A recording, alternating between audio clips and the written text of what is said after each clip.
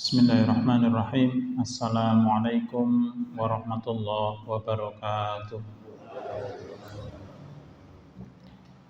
Alhamdulillah wassalatu wassalamu ala Rasulillah wa ala alihi wa ashabihi wa mawalah. Asyhadu an la ilaha illallah wa asyhadu anna Muhammadan abduhu wa rasuluh. Allahumma shalli ala Muhammad wa ali Muhammad kama shallaita ala Ibrahim wa ali Ibrahim innaka Hamidum Majid. Bapak-bapak, Ibu-ibu, hadirin jamaah Masjid Baitul Jannah yang dirahmati oleh Allah, kita awali kajian kita pada kesempatan malam hari ini dengan membaca basmalah dan doa sebelum belajar. Bismillahirrahmanirrahim. Raditu billahi rabba wa bil islami dina wa bi Muhammadin nabiyyan wa rasula. Rabbi zidni ilma warzuqni fahma. Amin. Rabbi shrah li sadri wa yassir li amri wahlul 'uqdatam min lisani yafqahu qawli. Kita panjatkan rasa syukur kita kepada Allah Subhanahu wa taala. Malam hari ini Allah kembali kumpulkan kita di salah satu tempat terbaik di bumi ini, di Masjid Allah Subhanahu wa taala, di salah satu taman-taman surga, di majelis ilmu, dan mudah-mudahan kita senantiasa diberikan oleh Allah keimanan, keistiqomahan, menjadi orang-orang yang dianugerahi kenikmatan ketika bermajelis ilmu. Dalam urusan dunia, ada orang yang dengan uangnya dia bisa membeli makanan yang dia inginkan, tapi hanya Allah yang bisa memberi lezatnya, rasa lezat ketika lidah itu mencecap makanan. Di dunia ada orang yang dengan uangnya dia bisa membeli tempat tidur sesuai dengan keinginannya, tapi hanya Allah yang bisa memberikan kenikmatan tidur. Nyenyaknya tidur itu yang bisa memberikan hanya Allah Subhanahu wa ta'ala. Dan dalam urusan mencari ilmu, hadirin rahimakumullah, tidak semua orang diberi kenikmatan kemanisan mencari ilmu. Dalam setiap sesuatu ada kenikmatannya, dan mudah-mudahan kita termasuk hamba yang Allah berikan kenikmatan di dalam proses pencarian ilmu kita. Allah Subhanahu wa taala berfirman di dalam surat Al-Mujadilah, yarfa'illahu alladhina amanu minkum walladhina utul ilma darajat. Allah mengangkat derajat orang-orang yang beriman dan orang-orang yang berilmu di antara kalian beberapa derajat. Dan ternyata hadirin rahimakumullah, di surat Al-Maidah ayat 4 Allah memberitahu kita, kalau tadi kan tentang manusia, Allah mengangkat derajat orang yang beriman dan orang yang berilmu beberapa derajat. Kalau di surat Al-Maidah itu bahkan hewan yang berilmu dengan yang tidak berilmu itu beda. Surat Al-Maidah ayat 4 itu mengisahkan dialog antara sahabat dengan Rasulullah SAW tentang perkara-perkara yang dihalalkan buat mereka. Yas'alunaka madza uhilla lahum. Mereka bertanya kepada engkau wahai Muhammad tentang apa yang dihalalkan untuk mereka. Dan salah satu yang dihalalkan, Bapak Ibu rahimakumullah, adalah hewan hasil buruan dari anjing, dari hewan yang sudah dilatih. Jadi ternyata hewan yang berilmu dengan yang tidak berilmu beda apa tidak? Beda, apalagi kita manusia. Maka berbahagialah kita semua ketika menjadi hamba-hamba yang diberikan oleh Allah kenikmatan, kebahagiaan dalam proses pencarian ilmu. Malam hari ini kita berada di tanggal 8 Muharram.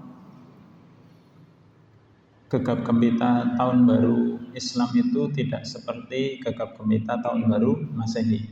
Ini menjadi PR bagi kita semua, gitu. Ya. Ini kita sudah masuk di tahun baru 1446 Hijriah. Sudah berjalan 8 hari. Malam ini malam yang ke-8. Walaupun tadi sore saya dapat postingan ada yang nanti 10 Muharramnya hari Rabu. Ya, padahal tanggal 1-nya hari Ahad kemarin nanti. Berarti tanggal 10-nya hari Selasa. Wallahu a'lam bishawab. Jadi nanti ada perbedaan puasa Asyuranya. Yang sebagian hari Selasa, yang sebagian hari Rabu. Ala kulli hal, ma'asyiral muslimin rahimakumullah, ketika kita bicara tentang penetapan tahun Hijriah, kita akan ingat dengan sosok besar di dalam sejarah kaum muslimin. Oke. Tentunya beliau bukan orang sembarangan. Karena kemudian Allah takdirkan beliau menorehkan sejarah, membuat kalender untuk kaum muslimin khusus. Beliau adalah orang yang bergelar Al-Faruq. Beliau adalah orang yang Rasulullah sabdakan, kalau orang ini melewati satu jalan, maka syaitan akan memilih jalan yang lain. Kalau kita lewat satu jalan, setan barengi kita apa menyelisih kita, Bapak Ibu? Sesama teman gitu ya, naudzubillah min dzalik. Kalau beliau ini enggak, kalau beliau melewati satu jalan, maka setan akan memilih jalan yang lain. Khawatir kalau ketemu dengan orang ini. Dan yang istimewa lagi, Bapak Ibu rahimakumullah, ketika terjadi perang Badar, kaum muslimin menang, kan dapat tawanan ya. Kaum muslimin itu mendapat tawanan perang. Rasulullah dan Sayyidina Abu Bakar itu kan manusia-manusia yang berhati sangat lembut. Jadi ketika bermusyawarah tentang tawanan ini mau dibagaimanakan gitu, mereka berdua memberikan opsi, sudah nanti kita tawarkan supaya tawanannya ditebus, kita tukar dengan tebusan. Tapi beliau, tokoh kita malam ini, itu justru berkata, bunuh mereka semua, tawanannya itu suruh dibunuh, supaya kita menunjukkan bahwa tidak ada belas kasihan kepada orang-orang musyrik. Dan Bapak Ibu rahimakumullah, esoknya Rasulullah SAW dan Sayyidina Abu Bakar didapati sedang menangis berdua. Beliau datang lihat sahabatnya dan junjungannya lagi menangis. Itu nanya, kenapa menangis Bapak Ibu? Karena Allah menurunkan satu ayat yang membenarkan opsinya orang ini. Maka nali nabiyyin ayyakuna lahu asra hatta yushina fil ard. Pantaskah bagi seorang nabi untuk mengambil tawanan, tebusan tawanan, hatta yushina fil ard, sampai agama Allah itu betul-betul tegak di atas muka bumi. Ma'asyiral muslimin rahimakumullah, luar biasa nggih. Tapi tidak berarti kemudian kita menyalahkan Rasulullah. Rasulullah tetap maksum. Setiap peristiwa yang menimpa beliau pasti akan ada pelajarannya bagi kita semua. Beliau adalah Sayyidina Umar bin Khattab radhiyallahu anhu. Jadi satu senja di masa pemerintahan beliau, ketika beliau menjadi Amirul Mukminin, beliau termenung sore hari memegangi selembar surat yang dikirimkan oleh salah satu gubernur beliau, Gubernur Basrah Abu Musa al-Asy'ari, yang mempertanyakan, suratnya itu mempertanyakan, wahai Amirul Mukminin, kami mendapat surat dari Anda, yang surat itu tertanggal sekian di bulan Sya'ban, tapi tidak ada tahunnya. Jadi kami mau balas itu bingung. Ya, bapak-bapak kalau misalnya disuruh bikin laporan, silakan dilaporkan jumlah jamaah Masjid Baitul Jannah bulan Juni tanpa menyebutkan tahun. Bingung nggak? Bulan Juni yang mana? 2020 kah? 2021 kah? Atau 2023 atau 2024? Sama. Sayyidina Abu Musa al-Asy'ari juga bingung ketika diberi surat oleh Amirul Mukminin. Di situ tertanggal bulan Sya'ban, tapi tidak ada tahunnya. Maka beliau Sayyidina Umar itu kan berjuluk Al-Muhaddatsin. Langsung berembuk dengan para sahabat untuk menentukan supaya bagaimana kaum muslimin itu punya perhitungan tahun sendiri. Akhirnya musyawarah, bapak-bapak ibu rahmatullah, para sahabat kemudian diusulkan, oke, kita setuju. Problem berikutnya muncul, kapan perhitungan awalnya itu dimulai? Perhitungan tahun satunya dimulai kapan? Ada sebagian yang mengusulkan bagaimana kalau hari lahirnya Rasulullah. Sebagian lagi mengusulkan bagaimana kalau hari wafatnya Rasulullah. Sebagian lagi bagaimana kalau hari Rasulullah pertama kali menerima wahyu. Jadi ada beberapa opsi. Dan semua opsi ini ditolak. Ada seorang pemuda yang kemudian mengusulkan bagaimana kalau penetapan awal tahun itu adalah tahun di mana Rasulullah dan kaum muslimin berhijrah. Nah, opsi yang terakhir yang diterima Bapak-bapak. Jadi tahun awalnya kapan? Ketika Rasulullah dan kaum muslimin berhijrah. Problem berikutnya muncul. Bulan pertamanya bulan apa? Bulan pertamanya, kalau bulan Masehi kan bulan Januari ya. Ini bulan pertamanya bulan apa? Awal tahunnya sudah muncul. Saat dimana Rasulullah dan para sahabat hijrah. Bulan pertamanya sebagian mengusulkan bulan Rabiul Awal, bulan terakhirnya Rasulullah SAW. Setelah melalui diskusi lama, akhirnya dipilihlah bulan Muharram menjadi bulan pertama sebagai awal perhitungan tahun. Jadi bulan satunya adalah bulan Muharram. Ada beberapa alasan, hadirin rahimakumullah, kenapa bulan Muharram itu dijadikan awal perhitungan tahun. Yang pertama, ternyata Rasulullah itu niat hijrahnya itu ketika bulan Muharram, walaupun baru terrealisasi pada bulan Safar. Yang pertama. Yang kedua, ketika kita mundur, Rasulullah niat hijrah pada bulan Muharram. Tetapi para sahabat itu kan hijrahnya sebelumnya. Mereka bermusyawarah untuk berhijrah itu ternyata di bulan Dzulhijjah. Dan setelah bulan Dzulhijjah, hilal pertama yang muncul adalah hilal bulan Muharram. Alasan yang ketiga, kenapa bulan Muharram yang dipilih? Karena bulan Muharram adalah bulan di mana selesainya kaum muslimin setelah melakukan ibadah yang paling besar di dalam rukun Islam, haji. Jadi pilihannya betul-betul melalui diskusi yang panjang. Kita balik sebentar Bapak Ibu. Kenapa awal tahun penetapannya itu tidak pada hari lahirnya Rasul? Coba kenapa kira-kira? Apa yang terjadi ketika tanggal 25 Desember?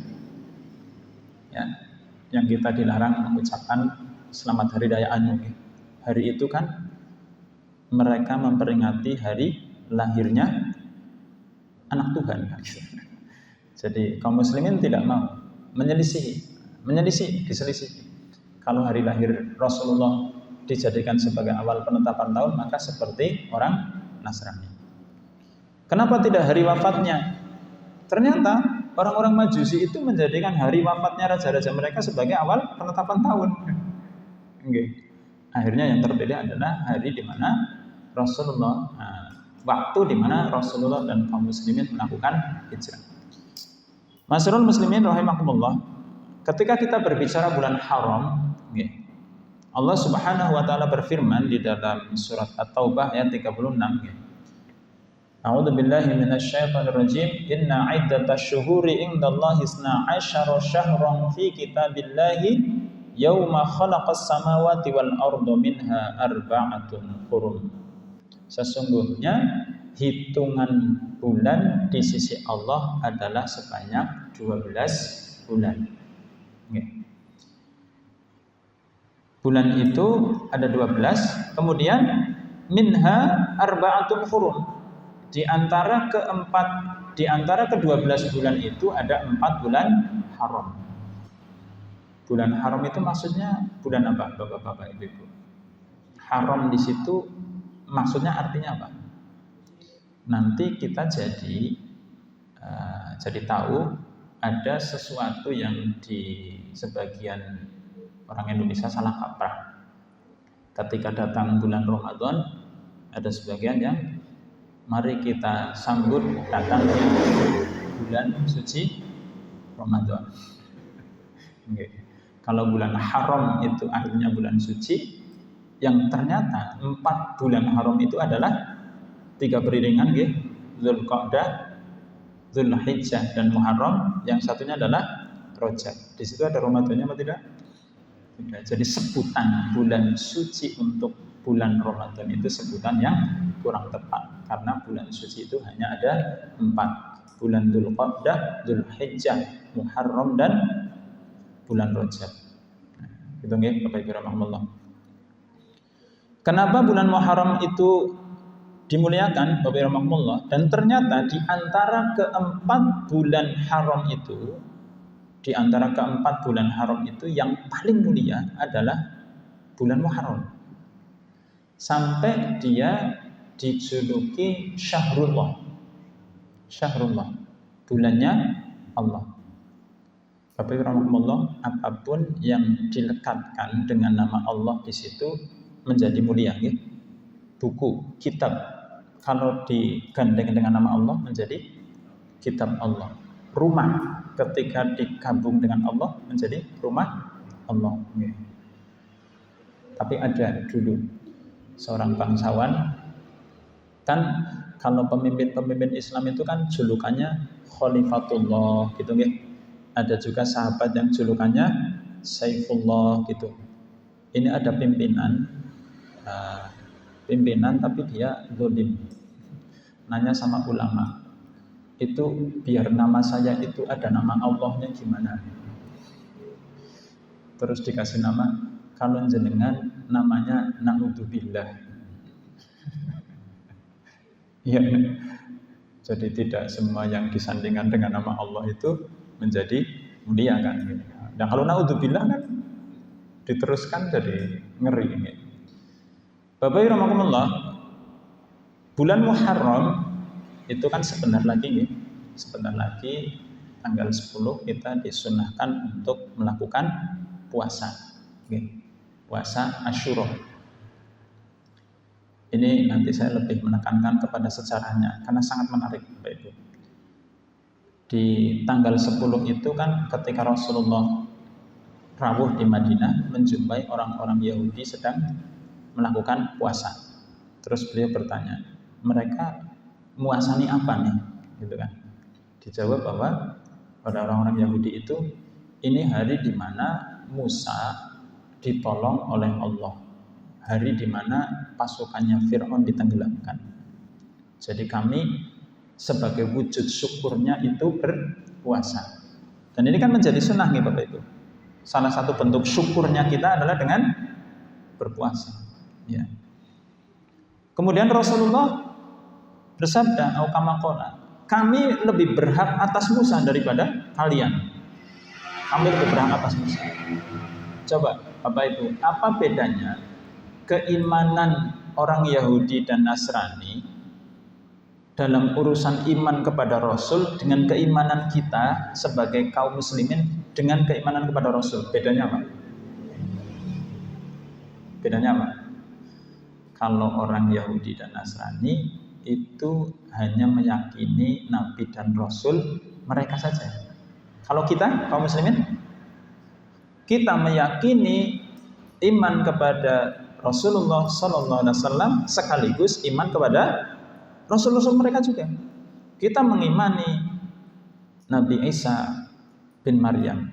Kita meyakini, mengimani Nabi Musa. Nabi-nabinya mereka kita imani. Sementara sebaliknya mereka tidak mengimani Rasulullah SAW. Jadi yang hadir di Madinah, Bapak Ibu rahimahumullah, orang Yahudi yang ada di Madinah itu betul-betul asli dari kalangan Bani Israel. Kenapa mereka kemudian hijrah ke Madinah? Karena di dalam kitab suci mereka disebutkan bahwa Nabi akhir zaman itu nanti akan hadir di sebuah tanah yang di situ dikelilingi padang pasir, tapi ada lembahnya dan di situ ada airnya. Setelah dicari, Setelah dicari, tempat itu apa? Tempat yang dimaksud apa? Kota Madinah. Jadi mereka hijrah ke Madinah tujuannya apa? Menyambut Rasul penutup, Rasul yang terakhir, yang mereka sangka nanti berasal dari kalangan Bani Israel. Tapi kan kemudian mereka kecewa karena setelah ditunggu-tunggu Rasulnya itu tidak muncul dari Madinah, tapi dari negeri sebelahnya. Jadi tidak muncul dari situ, tapi datang ke situ. Ya. Jadi ngarep-arepnya dari Bani Israel, ternyata tidak muncul di situ, tidak muncul dari mereka, ternyata muncul dari negeri sebelahnya, negeri Mekah, dan datang ke situ, bukan muncul dari situ. Kita mundur, bagaimana, kenapa orang-orang Yahudi itu ketika 10 Muharram itu berpuasa, Bapak Ibu dan Bapak. Jadi mereka ini kan kalangan Bani Israel dulu di zaman Fir'aun. Fir'aun itu berseteru dengan Nabi Musa. Namanya paling banyak, diktator yang paling banyak disebut di Quran itu nama Fir'aun. Itu bahkan lebih banyak dari nama Nabi Ibrahim, Bapak Ibu. Nama Nabi Ibrahim itu hanya 63 saja. Nama Fir'aun lebih banyak dari nama Nabi Ibrahim disebutnya di Quran. Itu Allah memang sengaja, ya, orang seperti Fir'aun yang strateginya, kekuatan politiknya sebegitu mencengkeram, itu seringkali Allah kerjain. Buktinya apa? Malam di mana Bani Israel itu melarikan diri bersama Nabi Musa alaihissalam, jangan bisa bayangkan Fir'aun dengan segala bala tentaranya, dengan segala intelnya itu mengawasi Bani Israel sampai mereka bisa mendata wanita-wanita hamilnya, Bapak Ibu. Wanita-wanita hamilnya itu didata. Jadi hamilnya kapan, HPL-nya kapan, nanti pas HPL kirim 2 aparat ke rumah wanita yang diperkirakan melahirkan itu. Begitu nanti bayinya nangis, mereka masuk. Kalau bayinya laki-laki, ya dabah, disembelih. Kalau bayinya perempuan, dibiarkan. Sampai sedetail itu loh, Pak. Maksudnya ngawasinya loh, kayak CCTV lah gitu. Tapi lihat, pada malam itu Allah Subhanahu wa Ta'ala meloloskan 750.000 Bani Israel. Jadi itu kaki-kaki tekan cicit ucul kabeh malam itu dan tidak ketahuan, Bapak Ibu. Kira-kira kalau jadi Fir'aun besoknya ngerti Bani Israel lenyap itu marahnya kayak apa? Marahnya kayak apa?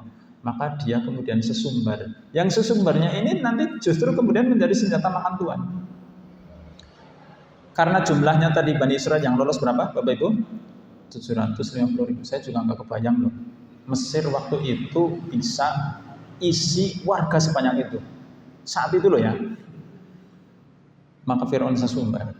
Saya akan kejar mereka dengan pasukan yang jumlahnya 2 kali lipat. 2 kali lipat. Berarti berapa? 1.500.000. Pasukan senjata lengkap 1.500.000. Kira-kira untuk memobilisasi pasukan sebanyak itu butuh waktu sebentar apa lama? Oke. Jadi Nabi Musa itu berangkat melarikan diri dari Mesir itu tanggal 8. Tanggal 8 Muharram. Paginya konangan ngilang semua itu Bani Israel.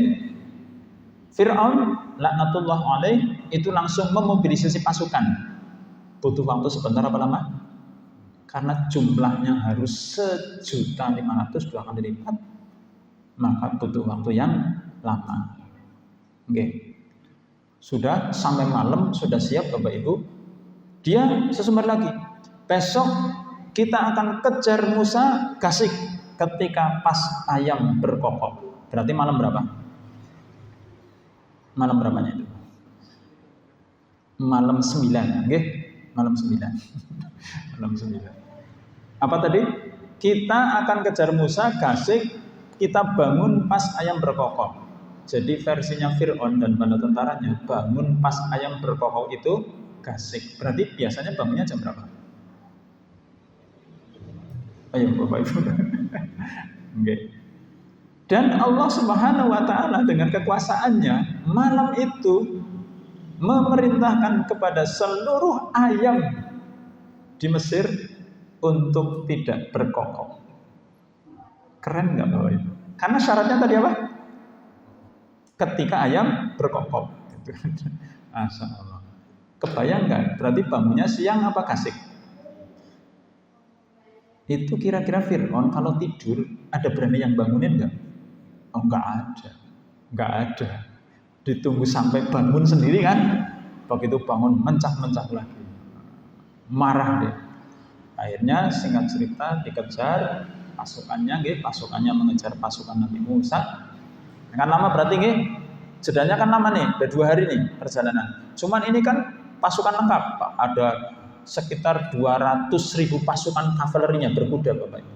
Nggih. Nah, Bani Israel yang sudah berada di tepi laut, karena Allah mewahyukan memang mereka harus melewati laut. Itu kan 200.000 kuda. Itu kalau lari bareng-bareng, buminya kerasa kayak apa Bapak Ibu? 200.000 loh. Jadi Bani Israel yang di depan itu sudah cemas. Kita terkejar. Tapi ada seorang pemuda yang berkata kepada Nabi Musa alaihissalam, yang pemuda ini kelak kemudian hari menjadi nabi. Wahai Nabiullah Musa, apakah ini jalan yang Allah tunjukkan mana? Nabi Musa cuma jawab begini, Allah memberikan wahyu kepada saya bahwa jalannya di situ. Bapak dan Ibu tahu jalannya di mana? Diapit oleh 2 tebing, okay? Dan di depannya adalah lautan. Kebayang nggak? Si pemuda ini dengan kudanya, karena ditunjukkan di situ jalannya, kemudian dia langsung masuk ke dalam air laut dengan kudanya. Yang dibayangkan apa kira-kira Bapak Ibu? Yang dibayangkan? Ya kira-kira muncul tangga apa gitu ya, kira-kira begitu kan? Begitu masuk ke air laut, dia disapu ombak. Balik nggak? Balik ke daratan lagi. Coba lagi. Disapu ombak lagi. Coba lagi, disapu ombak lagi. Dan dia kembali bertanya kepada Nabi Musa alaihissalam. Jalannya mana wahai Nabi? Jalannya mana? Tuhan saya menunjukkan jalannya di situ. Nah, pasukannya kan makin dekat, gitu. Pasukannya makin dekat. Jadi, Bapak Ibu rahimakumullah, disinilah Allah ingin menunjukkan kepada kita semua bahwa kadang-kadang rencana Allah untuk menyelamatkan hambanya itu Allah munculkan di saat mana sang hamba itu sudah mentok. Ini yang penting ya, yang penting. Diapit 2 bukit, di depan laut, di belakang pasukan Fir'aun. Maka hari itu kemudian Bani Israel memperingati saat ditenggelamkannya Fir'aun. Gitu.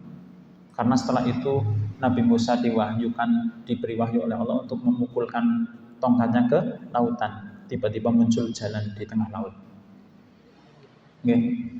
Coba Bapak Ibu, Fir'aun itu matinya kenapa? Matinya tenggelam apa mati keselak?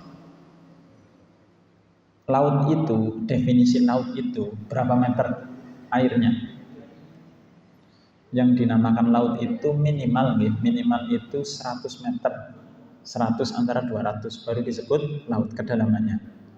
Kalau orang ada di dasar laut, kemudian airnya nutup gitu, untuk sampai ke permukaan dia kira-kira masih hidup apa enggak? Secepat-cepatnya berenang gitu loh.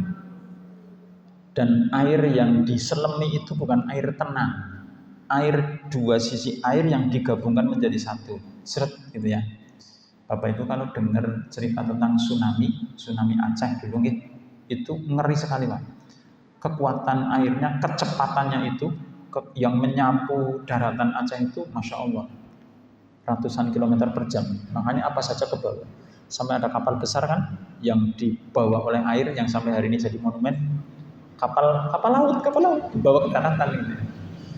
Saya membayangkan dulu ketika Allah menggabungkan dua laut yang di tengah-tengahnya ada Fir'aun dan bala tentaranya gitu. Karena kan ketika ujung Bani Israel sudah naik ke daratan, baru pasukannya Fir'aun itu masuk kan gitu. Nggih. Setelah mereka semuanya di tengah laut, baru lautnya ditutup. Seret. Nah, pada saat itu Fir'aun berniat untuk tobat kan gitu. Saya percaya kepada Tuhannya Musa. Malaikat Jibril nggak terima, Pak. Malaikat Jibril nggak terima. Ambil sebungkah tanah, kemudian mulutnya disumpel. Okay.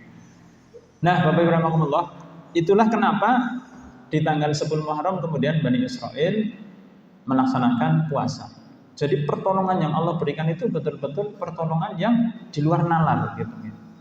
Dan kita semua kemudian disuruh oleh Rasulullah SAW pada hari yang sama untuk berpuasa.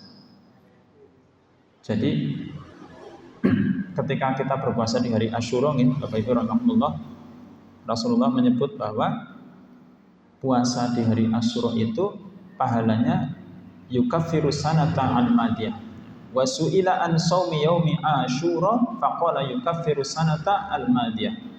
Rasulullah ditanya tentang puasa di hari Asyura, maka beliau menjawab, puasa di hari Asyura itu menghapus dosa setahun yang lalu. Kalau puasa Arafah pahalanya Bapak Ibu dihapus pahalanya 2 tahun, setahun yang lalu dan setahun yang akan datang. Kalau puasa Asyura dihapus dosanya setahun yang lalu. Kemudian di sini dijelaskan beberapa teknis berpuasa di hari Asyura, Bapak Ibu. Yang pertama adalah berpuasa 3 hari. Berpuasa 3 hari. 3 hari berarti kapan? Tanggal 9, tanggal 10, dan tanggal 11. Ini berdasarkan hadis Imam Ahmad ya, yang diriwayatkan oleh Imam Ibnu Qayyim ini. Khalifu al-yahuda wa sumu yauman qablahu wa yauman ba'dahu. Jadi selisihilah orang-orang Yahudi dengan berpuasa sebelum tanggal 10 dan sesudah tanggal 10. Berarti tanggal 9 dan tanggal 11. Ini teknis pelaksanaan puasa yang pertama, Bapak Ibu rahimakumullah.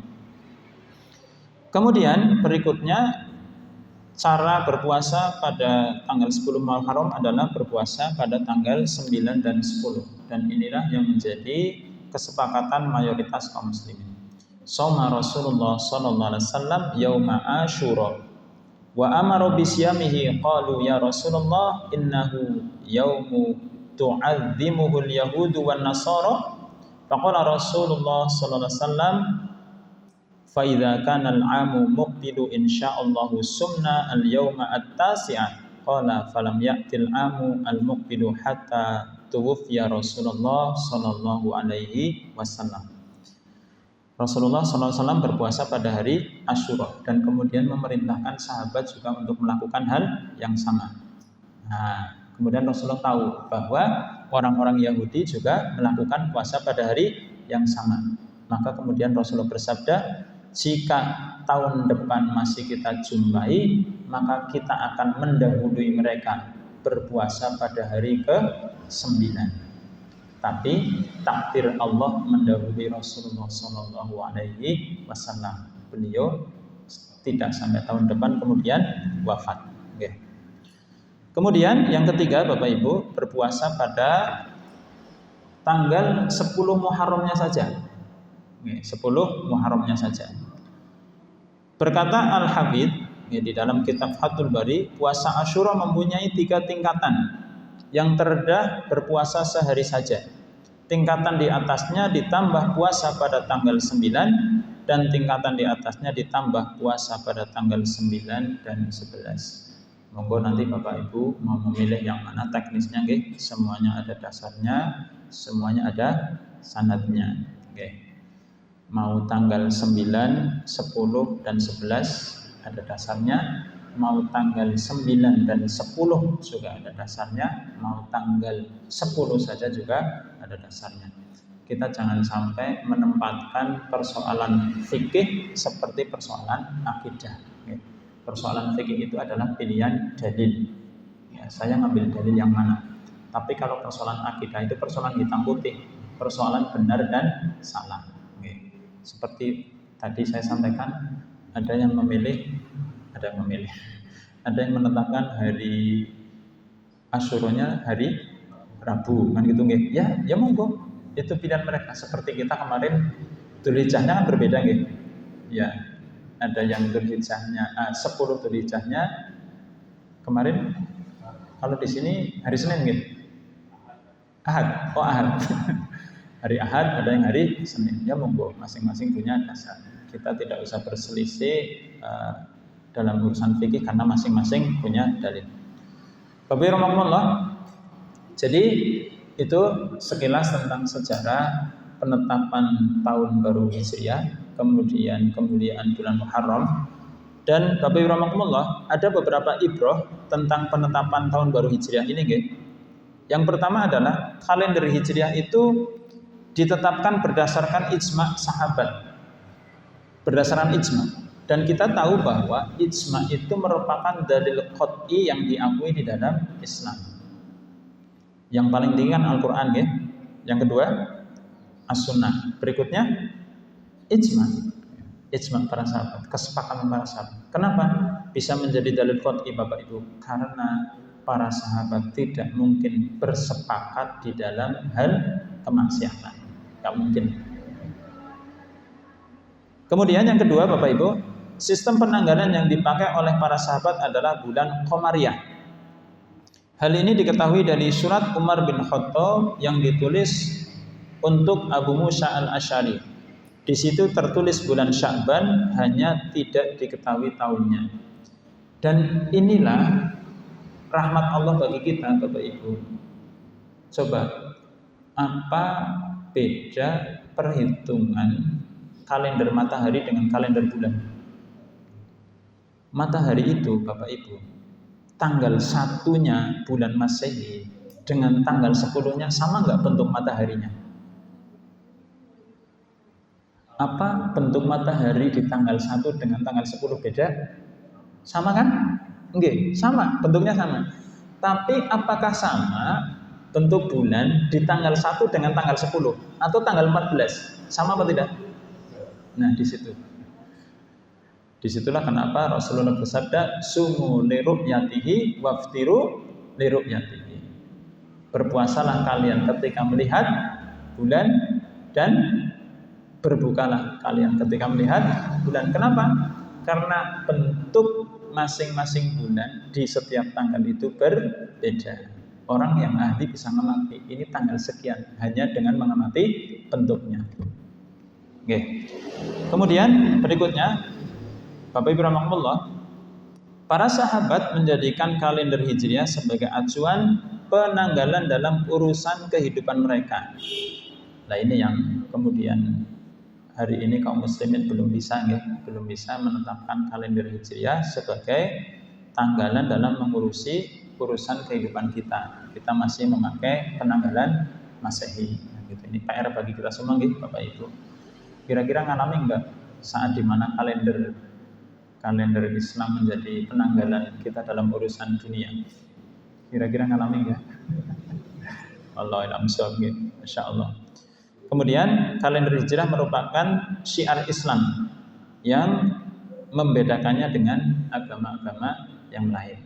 Nah, maka monggo Bapak Ibu, merupakan PR kita juga menghafal nama-nama bulan Hijriah. Okay?